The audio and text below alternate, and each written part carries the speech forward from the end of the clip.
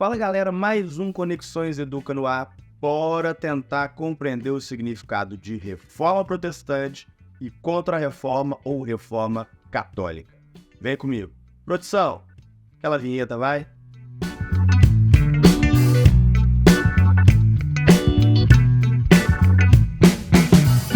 Bom galera, para compreender esse contexto, é importante que você diferencie os conceitos de reforma e contra-reforma. Quando você fala sobre essa palavra reforma, te dá a ideia de renovação, de mudança, de reconstrução. E aqui nós estamos utilizando exatamente essa ideia. É uma reconstrução em um contexto religioso da Europa que vai influenciar diretamente a política, a sociedade e principalmente a religião. A contra-reforma vem de um movimento da própria Igreja Católica para frear o avanço das religiões protestantes. E aí você tem várias vertentes ao longo do processo. Hoje em dia nós conhecemos a Assembleia de Deus, a Lagoinha, a Avivamento, a Maranata, a Produção, me ajuda aí, qual outra? A Adventista do Sétimo Dia, a Mundial, né? A Universal. Várias vertentes religiosas que estabelecem as bases que são trazidas do protestantismo. Então, para que a gente possa iniciar essa discussão, faça na sua cabeça aí durante, e lógico, pega um livro, pega uma folha, uma caneta, pega o seu telefone e vai anotando. É importante que você vá pontuando aí esses tópicos para ficar mais fácil esse entendimento. Primeiro, a gente vai fazer um panorama geral da Igreja Católica no início da Idade Moderna. Nessa transição de mundo, a gente acabou de soltar aí um vídeo sobre o renascimento cultural e estamos falando que o mundo medieval fica para trás e o mundo moderno está chegando. A Igreja Católica se apresentava como uma poderosa instituição que ao longo da alta e parte da baixa Idade Média se consolidou com uma ideia de poder religioso, poder político, social e principalmente econômico. A Igreja possuía o monopólio da leitura e da escrita. A Igreja tinha inúmeras obras de arte, moedas de ouro, moedas de prata dentro do seu acervo, escondida aí em vários mosteiros.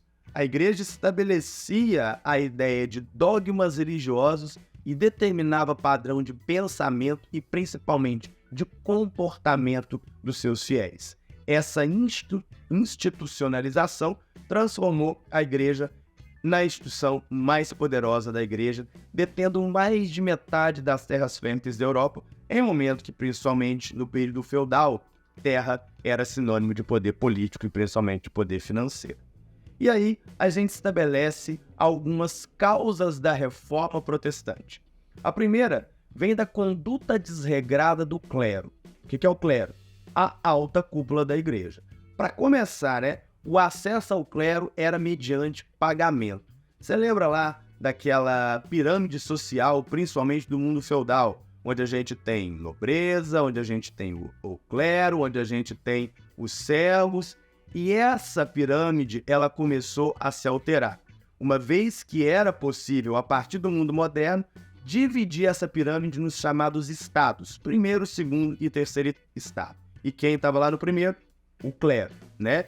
Em momento em que os estados nacionais começam a se formar, o rei assume essa posição, mas o clero também tem um grande poder político, uma vez que dentro do panorama da Igreja, o Papa era considerado uma espécie de rei dos reis. Uma bula papal tinha o peso de lei, então o Papa era uma persona muito poderosa dentro das questões políticas. E por isso, a ideia de um segundo filho do rei que não chegaria a ocupar o trono, uma das possibilidades era comprar um título do clero. E ele acabava passando do segundo estado da nobreza para o primeiro estado, o clero. E chegava nesse estado sem a menor condição, sem o menor entendimento do que representava ser membro da Igreja Católica. E era justamente essas pessoas quem dariam a direção que a Igreja Católica iria seguir. E claro, era com festas com bebidas alcoólicas, era comum o acompanhamento de mulheres por parte desses membros do clero. Por isso, essa noção de uma conduta desregrada. Falava-se uma situação, porém não se vivia. E isso acabava incomodando. Todo mundo sabia. Mas como o membro do clero era um ser intocável, isso acabava passando batido ao longo do tempo. Com o segundo ponto, nós temos a venda de indulgências, a venda do perdão. A igreja, para que pudesse perdoar os pecados do seu fiel, acabava exigindo um pagamento de significativas quantias. E esse fiel acabava amarrado junto a esse contexto. E em mesmo momento, nós temos também a venda de simonias, que são as chamadas relíquias sagradas. Vendas de pedaços de madeira, onde se dizia ser a cruz de Cristo. Venda de água em um potinho, dizendo que foi Jesus Cristo que abençoou essa água em uma das suas pregações.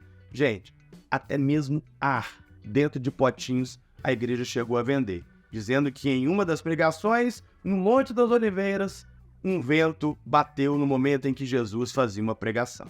Então, esse contexto acabava dificultando a relação da igreja com aqueles que começavam a ter novos valores, até mesmo os próprios membros do baixo clero, que eram os padres que lidavam diretamente com a população.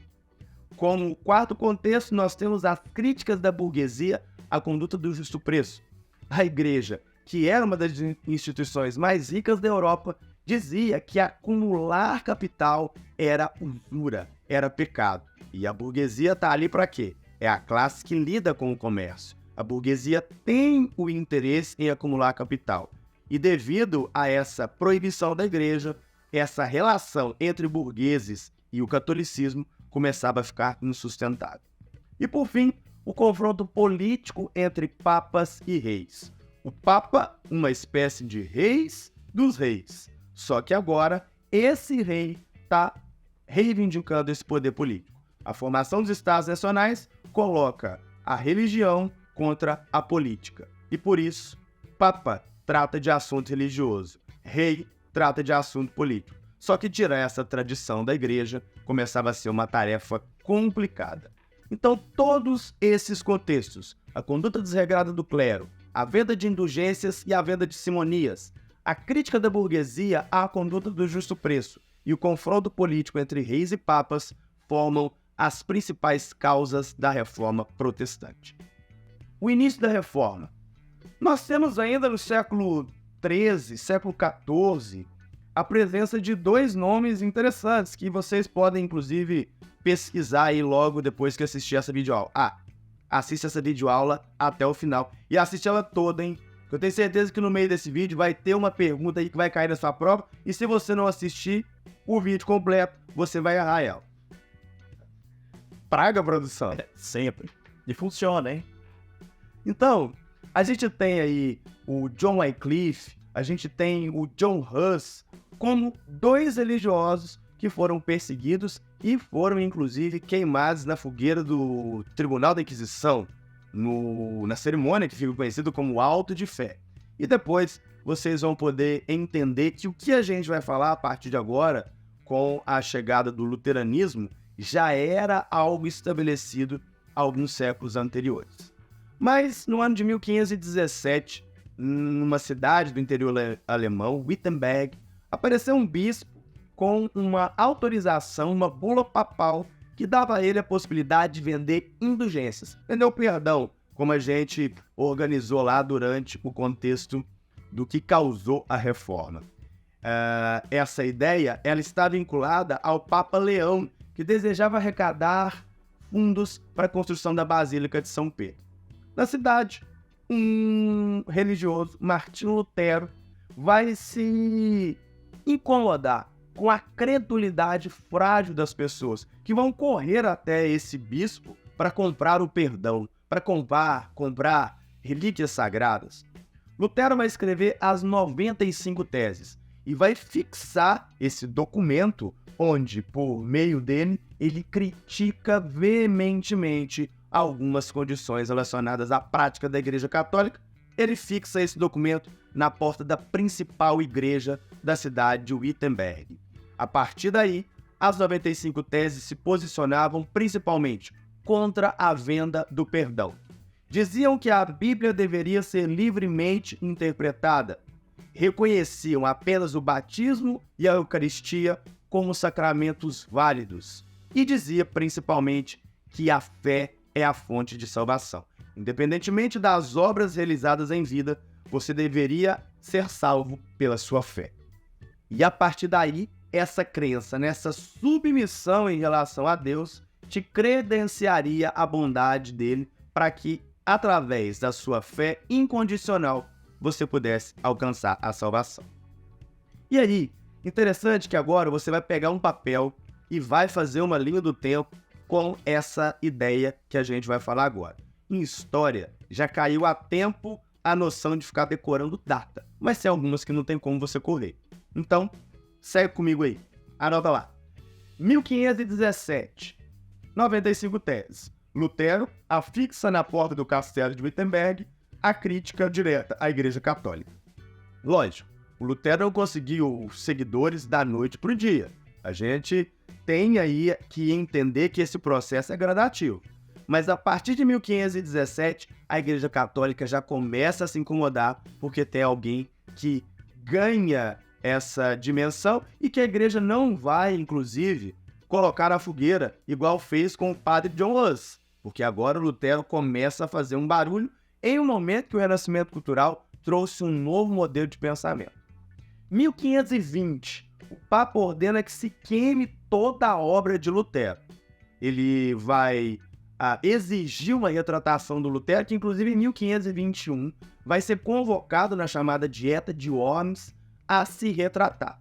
O Lutero ele vai se negar a fazer essa retratação e vai ganhar o apoio da nobreza. E aí você já faz essa ideia. Por que a nobreza está interessada em fazer com que a igreja possa perder poder político? Por que a nobreza está interessada em criticar a conduta do justo preço? Existe aí várias justificativas que fazem com que os nobres, inclusive, deem acolhimento a Lutero no próprio castelo da cidade de Worms.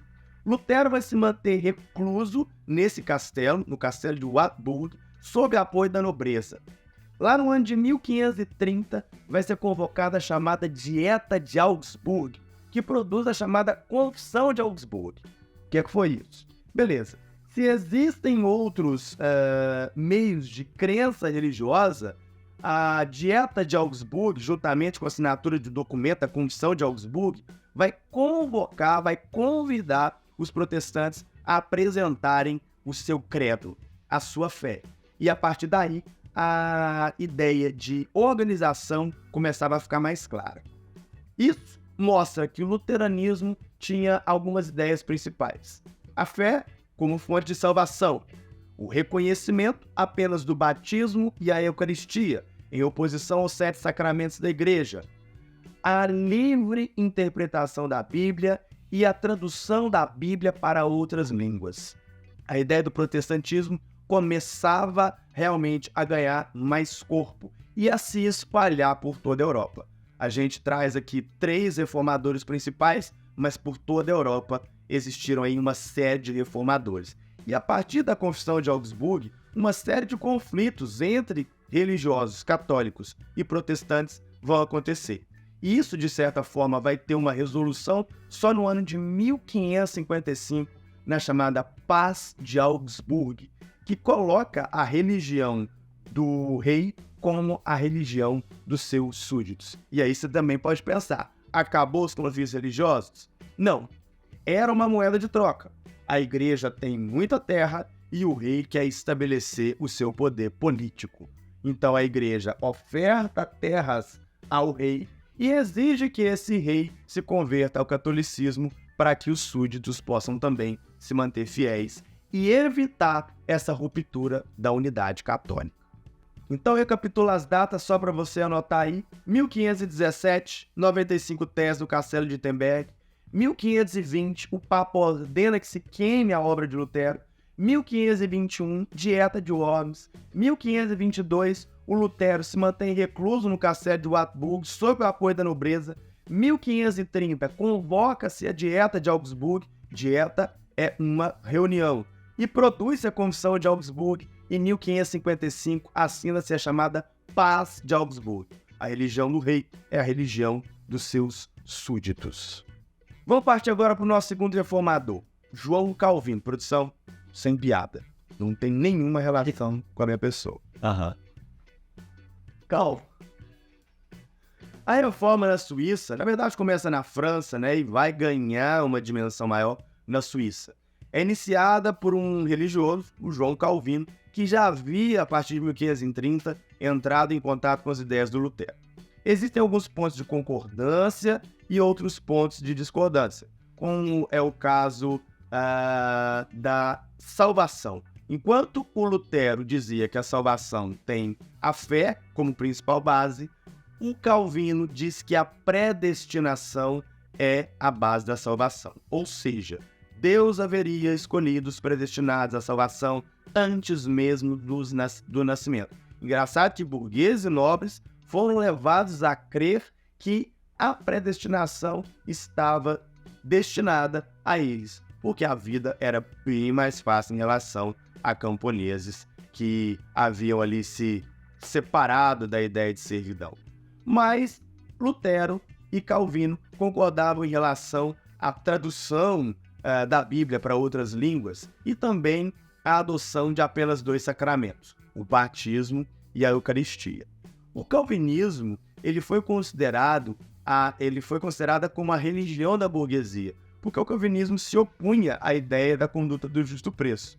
Calvino dizia que o trabalho honesto ele é bem visto aos olhos de Deus. Consequentemente, daria possibilidade para a burguesia de trabalhar e acumular esse capital de maneira honesta, né? Se o banqueiro burguês cobrasse juros a ponto do seu devedor não conseguir pagar esses juros, isso sim, era considerado aí inadequado aos olhos do calvinismo. Mas, dentro de um contexto de um trabalho honesto, esse trabalho era bem visto aos olhos de Deus e a burguesia abraça o calvinismo. Por isso, até mesmo que na Suíça, uma burguesia forte vai poder estabelecer o desenvolvimento dessa doutrina protestante. As bases do capitalismo começavam a ser estabelecidas ali. Petinha, prepara uma aula de capitalismo aí pra galera. Fechou. Que 2 semanas, mais ou menos. E por fim, o anglicanismo. A reforma chegava à Inglaterra. O anglicanismo tem uma diferença. Ele não é feito por um reformador religioso.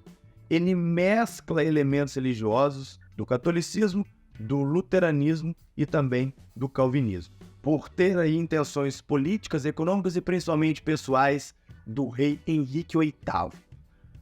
O rei Henrique VIII era meio danadinho, viu? Ele desejava se casar novamente com a dama de companhia da sua esposa. E claro, quando ele pede a anulação de seu casamento para o Papa nega. O sacramento do matrimônio é apenas uma vez que você recebe na vida. E a partir daí, associado a um descontentamento da negativa do Papa, associado a um desejo de aumentar os recursos disponíveis para a monarquia, onde a igreja doando terras, esse rei conseguiria cobrar mais impostos e, a partir daí, acumular mais capital. Esse rompimento entre a coroa inglesa e a Igreja Católica acontece, inclusive, com a aprovação do parlamento. Lembrando que o rei inglês ele precisava da aprovação do parlamento desde a assinatura da Magna Carta lá no ano de 1215. Essa permissão para que o rei pudesse destituir o poder da igreja vem do próprio parlamento. E a partir daí, o rei Henrique VIII ele estabelece o rompimento e se declara, através do ato de supremacia, como chefe supremo da igreja na Inglaterra. O anglicanismo vai permitir o casamento de sacerdotes, vai se aproximar do luteranismo e do calvinismo quando reconhece apenas o batismo e a Eucaristia, vai falar sobre tradução da Bíblia, vai substituir o latim dentro dos cultos, vai abolir o uso de imagens e, principalmente, vai dar uma ênfase significativa à predestinação, dizendo que é a principal fonte de salvação. Você pode perceber que o Henrique VIII não é um reformador, mas ele vai mesclar essas ideias, inclusive vai manter boa parte dos rituais católicos para que os fiéis possam gradativamente se acostumar e não achar esse novo modelo de religião muito complicado. E por fim, depois de tantas mudanças religiosas, políticas e sociais na Europa, a gente tem o processo da Contra-Reforma Católica, ou Reforma Católica. É o contexto da ação da Igreja com o objetivo de frear o protestantismo. Nós vamos dividir em 3 tópicos: o Concílio de Trento, a reorganização e definição de novas ordens religiosas e a reorganização do Tribunal da Inquisição. A ideia do concílio, o concílio é uma reunião da alta cúpula da Igreja. E o Concílio de Trento, na cidade de Trento, por isso o nome, ô produção, coloca aí a cidade de Trento. Então o objetivo do Concílio de Trento, que acontece entre 1545 e 1563, é reafirmar os dogmas, aquela verdade absoluta da Igreja, e restaurar a disciplina. Por que restaurar a disciplina? Porque a Europa está passando por uma série de movimentos que contestam a Igreja Católica. Então algo precisa ser feito. O concílio vai se reunir para claramente discutir os problemas da fé, que já existiam desde séculos anteriores, mas agora a situação havia ficado insustentável. Se você pensar na Igreja, a Igreja não fez com Lutero o que havia feito com os padres que eu mencionei lá no início do vídeo. O Lutero tinha ganho uma projeção social muito maior, mas era necessário realmente entender como que a Igreja ia frear o avanço desse novo contexto religioso. No Concílio de Trento vai se estabelecer, ok, a fé é necessária para a salvação, mas vai se reafirmar a necessidade das obras. O concílio também vai proibir a venda de indulgências e relíquias.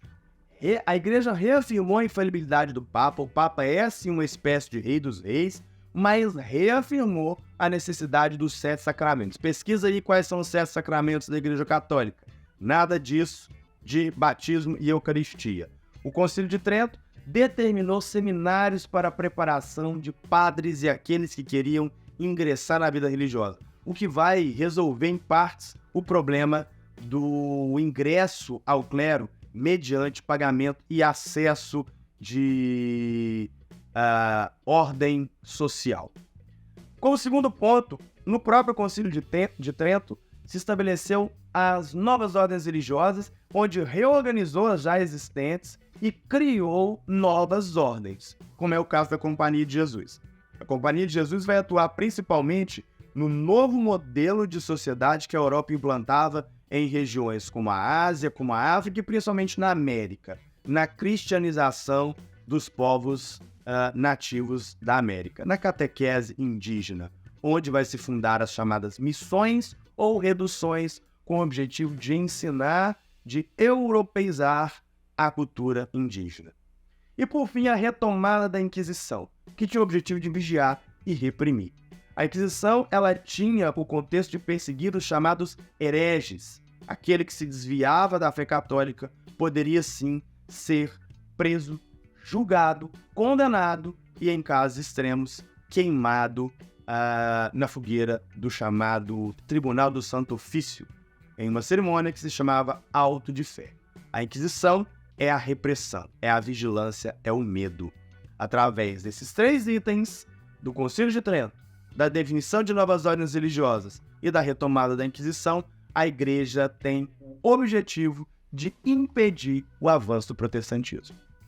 É claro que com todas essas alterações, a gente tem inúmeros reflexos, como o principal, essa quebra do padrão da cristandade ocidental. Agora existem novas opções. Existe um novo modelo religioso que pode ser seguido. A gente tem o fortalecimento da burguesia, uma vez que a conduta do justo preço passou a não ter mais sentido. A gente tem uma mudança cultural onde mundos totalmente diferentes se aproximam com a chegada europeia na América, mas uma imposição de valores, principalmente valores religiosos, que vai gradativamente desestruturar uma organização social muito bem definida dos nativos americanos, tanto da porção sul, central e norte do continente americano. Se você gostou desse vídeo, é importante que você deixe a sua opinião com a gente. Coloque aqui embaixo qual é o próximo vídeo que você quer assistir aqui no Conexões Educa e tamo junto. Valeu!